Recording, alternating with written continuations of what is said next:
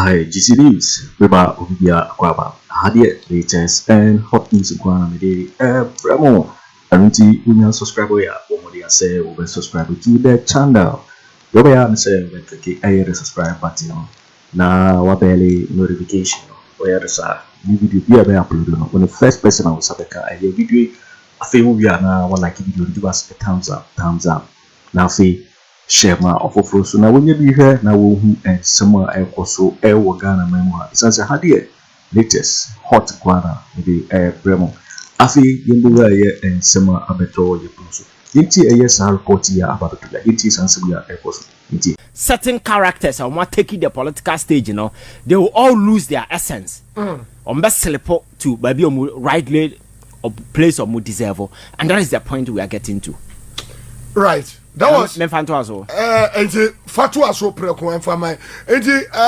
I do everything now, what will I do when I become president?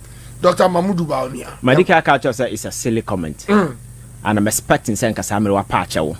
Alaska winning Bawumia launching a manifesto a week after and then NDC launching a manifesto.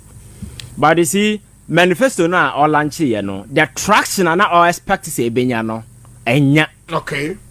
Because all launch manifesto now you expect it to be a talk about in the various media space. That's right. I'm for bad discussing.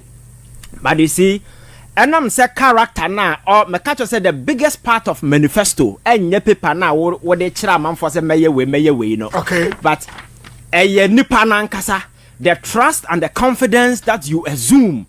Then the money part you say Alaska can't say we know better me Alaska. Sa trust and confidence in any ho until our massa campaign we na manifesto no am fly no. Okay. Because I will hear in Sabna or kika na I say we presenting ho as some kind of a funny character be I say ne challenges ne problems na Ghana for e komuno ohunu se be e good bi and am for didi. That's right. And na ode I say obi a ye fra David in Gyamfi de. Because you are the vice president today, Alaska. Now you catch us a problems with her. Now we say some me solve na me ba e de be na me ya governance aye continuum. That's right. Yeah, you solve problems in we. There is no Nyankopon kro bo ni wiase no. Solve the problems in we you. Na asumdwe owo ne se wa dwane fra asase so akotena ba bi hwehwe na wo hu no. Na nka Nyankopon ti asase we su na nka nipa betimi akobo ne pono ma. But still I'm for the town. Yo, and I'm say so wa kokoduro na nka behind dan e wo East Legon. Na nka man fa se Nyankopon dan ni a Alaska. Akukoduro so de betena asase we so. Na so behind dan wo East Legon na. Nka ono abeti bia mia. That's right. Because as a leader, always, you know, your job is to solve problems. You solve problems in we. And to be a vice president, and now people come before you, asking you pressing questions that affect people today, and you are bold enough to tell them, say, "Na me solve which means, deliberately, no, you have decided not to solve the problems. Yes, sir. What compound problem? Yes, for the future. For the future. FM 92.3. And Alaska, Makacho say, we be a leader. Na fiber of common sense and na mumu. Now we are very reasonable, we are very empathetic. Na you will not make such comment. Akoto FM 92.3. Over can't same way because it is business as usual. And I know the platforms no more science sati ya no so what could do the seriousness in Ghana politics no drain to a point Alaska. Seriousness and NPP. Because the people we assemble say omomra may beside your questions, you know. You ask yourself, so what is their level of understanding so far as politics is concerned? Very well. We are talking about party manifesto. Policies and programs are I know the day, you know, and the main drivers are you know. So you can enlist toy journalists and jokers. Oh, you describe that. Oh, Alaska now because if you listen to some of the questions where some people were coming from, then I said for them, if you enlist such jokers, Alaska questions on baby questions now, and I know the day, you know, it will not be able to provoke you. What the idea reasonable baba thing. And you know, we baby say question I guess and I'm solving it because I maybe beside that question now, I'll come back again. That's right. Akoto FM and I'll make sure say you apologize for that silly answer because as a leader you don't. You are but watching Juicy News. it's business as usual. What I can't find because I'm here in Alaska. CD dollar rate in 2016. Now I around 4 cities. Now you say na near yes Ghana ni I don't expect to say dollar na be gina for akwan be sin there because near me say as a country be bridge so it will go up but it could do a point be the level of depreciation no kwa could do the point here who check currencies ya was asase nyina na Alaska na ye reti na say na ye third worst performing currency ya it shows that the managers are not doing something right. Exactly. And you cannot run away. And if this is a problem, I net dollar do 16 cedis. Now business, oko aboso kan yaman for business igu. Yenu no mo aba no ne entumi nkra ne man fa ma. You are the vice president today. Na sa wo knowledge I betimi aboa yen amaya te cedi no so ama amnya value. Now ka kire me say menye gisa moto abama me na me ye ni nyina Alaska. Enkrasem we wuti bi wo he. Alaska inflation I call ya kodru 52 and eba ne nam say 20 o say dem no. Ni nyina no kwa sell businesses. The environment in a conducive them. It is a proper solution be the yes na. Why don't you provide them? Youth unemployment is a challenge.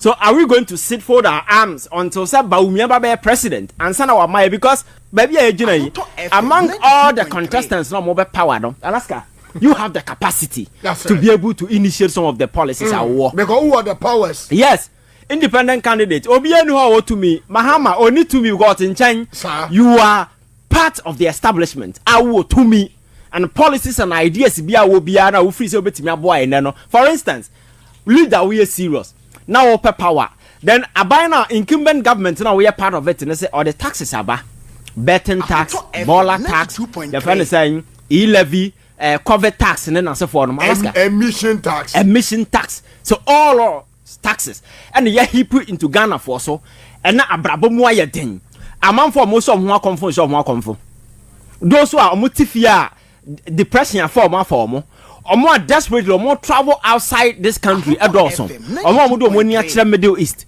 omo do money a Egypt tell say obi e pe ba bia fa amam for mo nam nso so sisi am no kasa e wo Libya more trust on back to Spain your father say Italy ni nyina ya risk amam for take because near nko na say what the solution why don't you offer it today now one country Ghana for say oh me ye ni nyina na ya to obama me den na me ye and the camera problems in compound that is why I'm telling you say you see Bawumia ya baba ye a caricature of a vice president one who a cartoon version of a vice president because the oil no and sync it with the needs of the people the oil no and synchronize it with the Niama man for pay at this time. Watching Juicy and I make us ask original baby and now all say Ghana for now all the India gonna say or make no more say or cancer say you because already no one can we just stage in this one tone ya the kasa as a leader crowd wouldn't be or kasa as yet so oh now we Bawumia kasa yes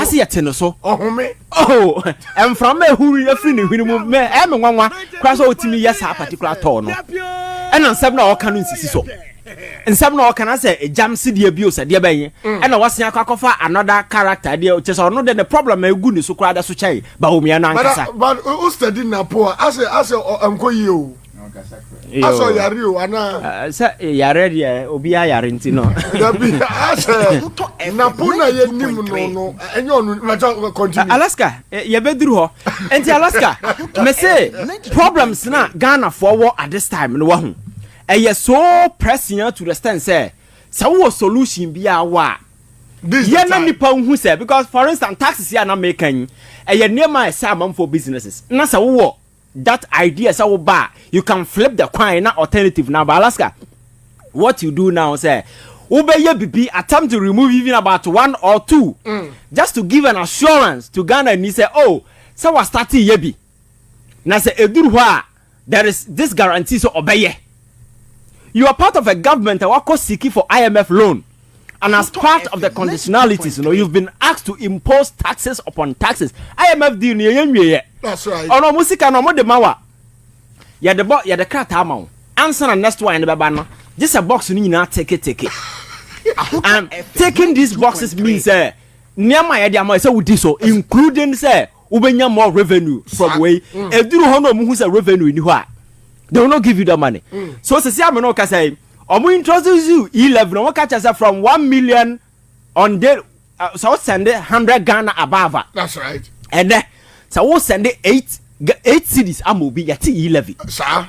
And now anopa me ye bi. Oh no no. Anopa yi me send 8 cities amobi yati me 11 0.08 and sana charges and ankasa eba.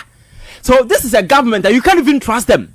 Because my country says a government must be sincere and must be honest. I say na dey aduma. I don't think a government ever kwati kwan so. Say o twan tro. Afa o wi ayi. The government we are the people because what catch and say from 100 Ghana above and now better.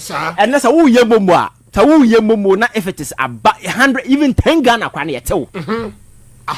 So how can this government obeya mama for trust you? So these are platform now venue when you go out there and tell people kwanya wo furu so obetimi abo to solve these problems. Now you could just stage you know na kwa say yeah their concert party ni Medistia that kind of concert. Alaska sa niema no me say what in China if you understand the problem Ghana wo na uhu sa niema na ekoso stage ni so ebu full air time. Because so oh appreciate baby a Ghana for Genesis here. How are this abide through their recklessness and incompetence or more drive Ghana for deliberately into baby a Gina taxes and as for Ghana is the only country covered by and yet suit you at taxes. Serious. Now ya baba drew a point here. And I'm saying buying the Ghana for a dia gruntino. Sir, your friends adapt restructuring na no and the banking sector crisis na see who's the government suddenly also when sika aw or chichama your friends say journalist kura banking sector we no mo musika kokam no. That's right. Yo also mo musika which means all this one no senka nya abato na ye ba abato a do you think senka government is kabe mo bi no ajo mo musika yes and also we send the money yes. So it's not as if we don't have the capacity, Alaska. We have the capacity to do these things, but the government has just decided, say, on yam farm, obedi wa bro, and that's exactly what the Bawumia government is doing. So me, for Ghana, you better keep papa we serious. No one kasaram say one kasano agro wa dream. Ghana ni bi obedi. Bawumia serious. Oh Alaska, how can you take him serious?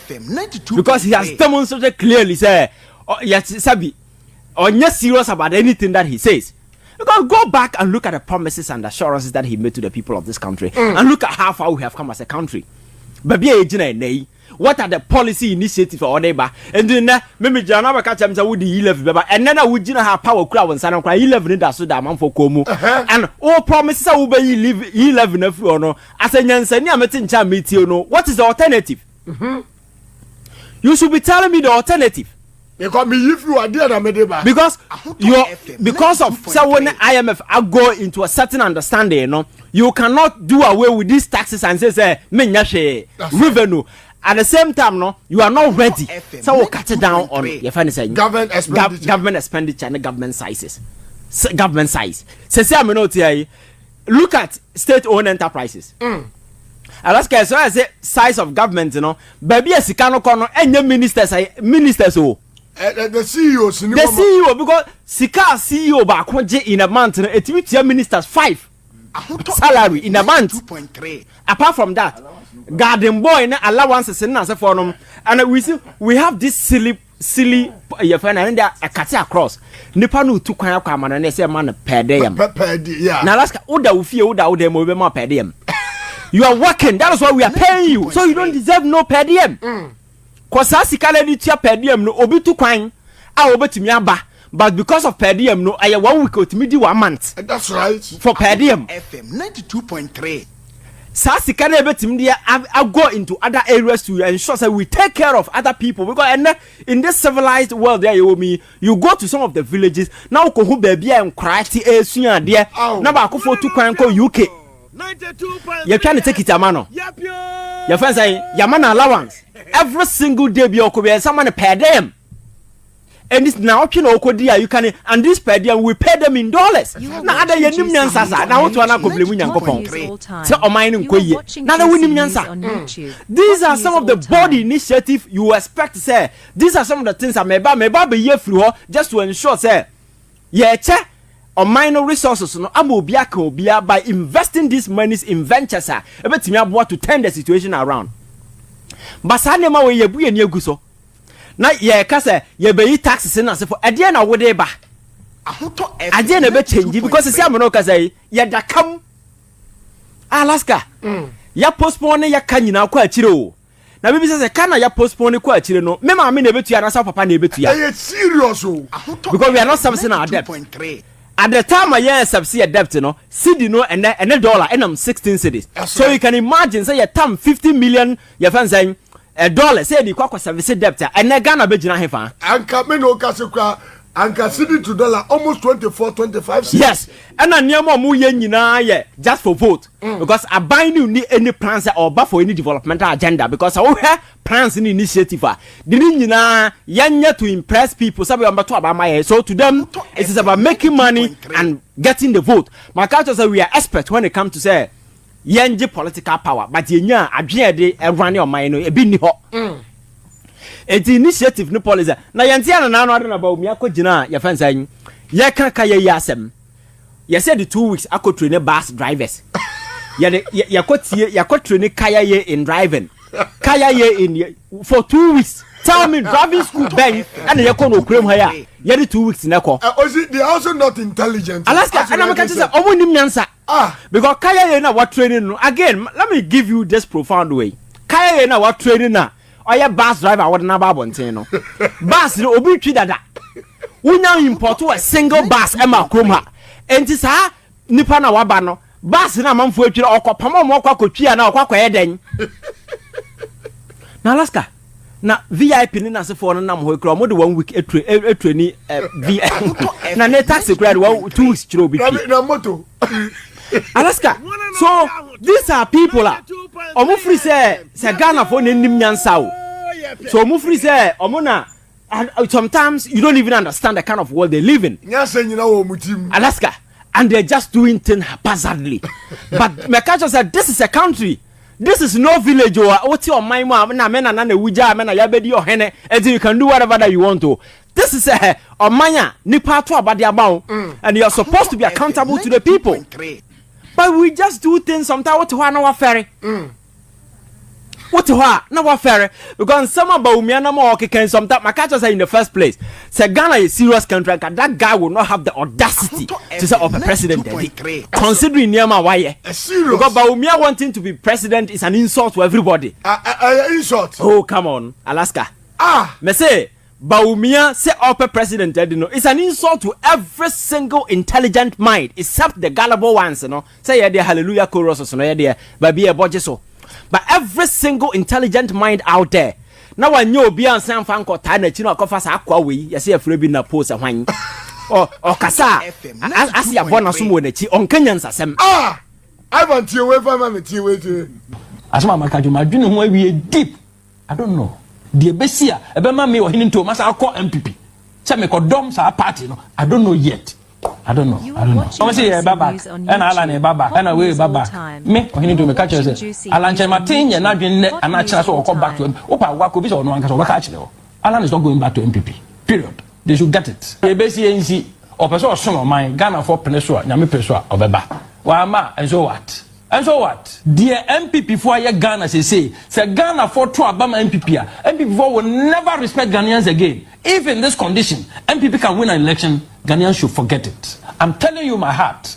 Say baby a wachere ni ahunyehia baby a corruption akodro. If people of Ghana vote for MPP, I am telling you MPP people will never respect the people of Ghana again, ever. MPP cannot and should not win this election. By hook or crook, there be. Na Ghana for muntie myself ni yew. Say Ghana for two Abama MPP win here. MPP people will never respect Ghanaians again. If in this condition they can win an election. It's a fact. I'm telling you. So, media see you some now. Yes. Because look at the state I am and I'm say baby no enya in this MPP biebo. Me say whenever you are doing comparison NDC ni MPP na pesa wo ye fair comparison Alaska fa Akufo MPP na fa John Mahama na fa your friend say Mills no na fa comparison but these people are not part of this comparison. I'm on your part. The last time I catch you say these are criminals. Ya hijacking political party MPP no hinto no kasa no yede be ni. MPP alanchamantin yede MPP. Alaska, me say MPP political party as a vehicle and these criminals are hijacking and modern nam no wudi class 2.3. The last time Mr. T example say wo basa wo de fa asore for no be behind so de ko fa asore for oni ba ho so no de ko wiam ponche ayachi no barrier. That's exactly what these people are doing. So sit nowhere make comparison. Over the years you demand this MPP we have challenges and problems but these people are not part of that comparison. These people are criminals and you know what criminals deserve. We need to get them out. It's unfortunate, Alaska, if you look at people around now, and I know to say 22 people are pick so we will come to that. Nominations of Obabe. You see, that is the joke aspect of this whole thing. Sometimes, you know, it makes the conversation look so funny. You ask yourself, say, these people, are they really serious at all? Problem now, you say we need to get these people out. Do they even see it at all? So this whole thing, Alaska, me say, it's a clarion call on all of us as Ghanaians. Said these people must get out, right? And whatever means possible, yeah. I know they will attempt to do those sending the guns and as but it will not fly because you see, the average Ghanaian has gotten to a point and it becomes so much convinced. So. Alaska, the transgressions of these people against this country, you know, are rising and and it is about time. Yes, you almost a Ghana no your modi. That's right. And Ghana no, they are not better than anybody. You understand? So whatever that they do, Ghanaians are ready to show them the exit, and not just the exit. It's not. I'm not interested in MPP losing power. I'm interested in losing power and holding people accountable. That's right. Okay. Because me. My interest isn't just about losing power. My interest is what comes after losing power. Because you see, we can't set a precedent. People will come mess up with the state resources funds, do everything, become rich overnight, and they get away. Just like what Professor Mills by over here, it's not going to happen. Because you see, this time, no, that power will not be in the hands of a single man to make that particular decision. That's right. So here, what is running in Africa, you see, few days after, look at people hitting on the streets. That's right. If you go to Kenya, the guy is a new president. But look at what is happening to him. You understand? So people are now part of it. Some of the decision will come from the people. That's right. So I think, sir, these are some of the things that you're taking care of, sir. We are not just getting these people out because near more Hwensase ya sta okroma sei. Hwoman Japade ai desisi kam ene eka be go man no so.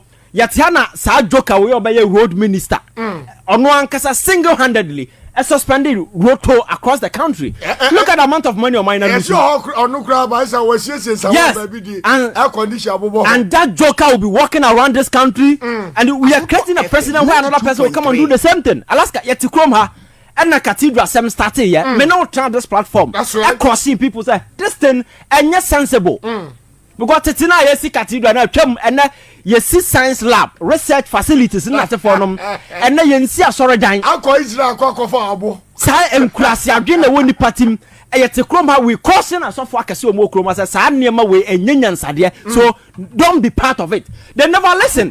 Sisa or mind at some point they were all running away from the cathedral. I'm telling you, sir, every single one of them must be investigated and if possible prosecuted. Right. Because Omai no catch say Omai is not a charity organization. We are country. I have been telling you, you can't show mercy, you can't be weak. These are two things. Once you do it, you are done. Right. So that is a country, and I'm sure that there are a lot more Ghanaian now. We are very much concerned about happenings, and this is the time for us to put a stop to this particular thievery. Make this kind of disrespect that these people over the years, you know, or more people on Ghanaians thinking that everybody may finish with the Bawumia issue in Alaska. I think that you see, Baby Adro is no longer about tribalism. Okay. And then free Hana Madame Funina Mimia. It's about the issues. And what is at stake? And what is at stake here is your future. Alaska, say yet to me resolve this issue going forward.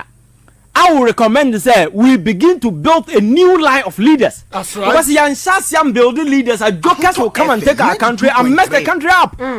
Because that is the deliberate, conscious effort other countries are doing. Right. Just to ensure that they build a new crop of leaders. They be inserting certain morality, certain values be into them.